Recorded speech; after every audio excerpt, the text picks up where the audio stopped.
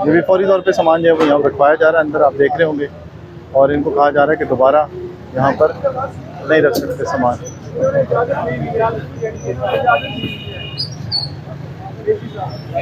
अब कुछ लोग आ रहे हैं और वो ये कह रहे हैं जी कि एसी साहब से इजाज़त नहीं दी है, लेकिन यहाँ पे किसी को भी इजाज़त नहीं है रखने की, फुटपाथ के ऊपर सामान रखने की।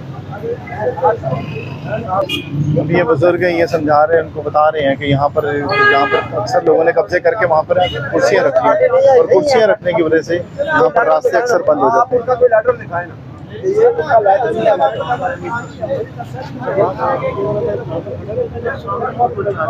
अब ये पार्किंग है जिसके ऊपर ये गाड़ियाँ खड़ी की हुई हैं, उसके ऊपर बताने आए हैं कि ये इंक्रोचमेंट का एरिया है, इंक्रोचमेंट हुई भी है और ये इंक्रोचमेंट ख़त्म करनी है।